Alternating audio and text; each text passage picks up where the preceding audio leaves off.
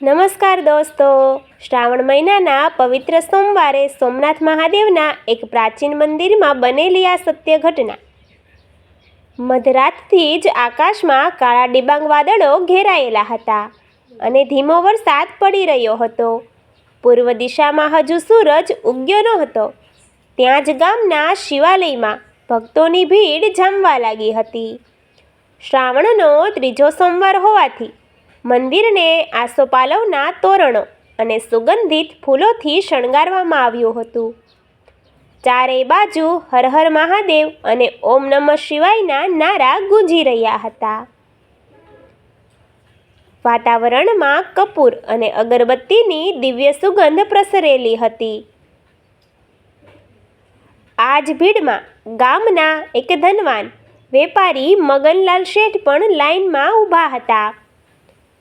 તેમણે રેશમી ધોતિયું પહેર્યું હતું અને તેમના હાથમાં ચાંદીના થાળમાં ગંગાજળ, ગાયનું દૂધ, મધ, બીલીપત્ર અને સોનાનો સિક્કો રાખેલા હતા. મગનલાલ દર વર્ષે આ દિવસે મોટી પૂજા કરાવતા અને ભારે દાન પુણ્ય કરતા, જેથી ગામમાં તેમની પ્રતિષ્ઠા જળવાઈ રહે. તેમની બરાબર પાછળ એક ગરીબ વૃદ્ધ શાંતાબા ઊભા હતા. શાંતાબાના કપડાં ફાટેલા હતા. હાથમાં માટીનો નાનો લોટો હતો, જેમાં થોડું પાણી અને એક જ બીલીપત્ર હતું.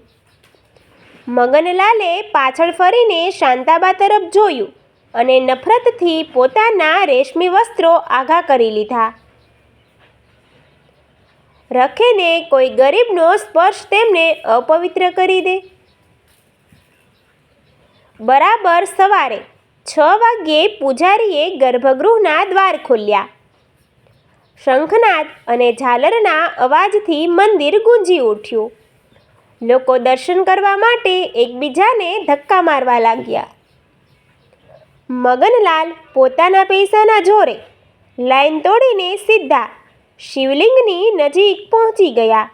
તેમણે ગર્વથી શિવલિંગ પર દૂધ અને મધનો અભિષેક કર્યો અને સોનાનો સિક્કો દાનપેટીમાં પધરાવ્યો. પૂજારીએ પણ તેમને ખાસ આશીર્વાદ આપ્યા. મગનલાલ ખુશ થતા બહાર નીકળવા લાગ્યા. હવે શાંતાબાનો વારો આવ્યો.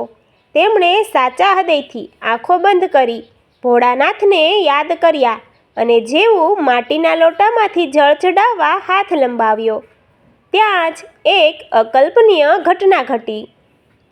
મંદિરના ગર્ભગૃહની છત પરથી અચાનક એક મોટો ઝેરી નાગ નીચે સરક્યો અને સીધો શિવલિંગની ફરતે વીંટળાઈ ગયો. નાગે પોતાની ફેણ ફેલાવી અને જોરથી ફૂફાડો માર્યો. આ દ્રશ્ય જોઈને મંદિરમાં નાસભાગ મચી ગઈ. સાપ સાપની બૂમો પાડીને લોકો બહાર ભાગવા લાગ્યા. મગનલાલ તો પોતાનો ચાંદીનો થાળ ફેંકીને સૌથી પહેલા બહાર દોડી ગયા. પૂજારી પણ જીવ બચાવીને ગર્ભગૃહની બહાર નીકળી ગયા. આખું મંદિર ખાલી થઈ ગયું, પણ શાંતાબા ત્યાં જ સ્થિર ઊભા રહ્યા. તેમની આંખોમાં ડર નહોતો, પણ પરમ શ્રદ્ધા હતી. શાંતાબાએ ધીમેથી કહ્યું, હે ભોળાનાથ, તમે તો કણ કણમાં છો. આ જીવ પણ તમારો જ છે. તેમણે શાંતિથી પોતાના હાથમાં રહેલું એકમાત્ર બીલીપત્ર નાગદેવતાના મસ્તક પર મૂક્યું અને માટીના લોટામાંથી જળની ધારા શિવલિંગ પર ચાલુ કરી. આશ્ચર્યની વાત એ હતી કે નાગ એકદમ શાંત થઈ ગયો. તેણે શાંતાબાને કોઈ નુકસાન ન પહોંચાડ્યું. જળ અભિષેક પૂરો થતાં જ નાગ શિવલિંગ પરથી ઉતરીને ધીમેથી મંદિરની પાછળની બારીમાંથી અદૃશ્ય થઈ ગયો.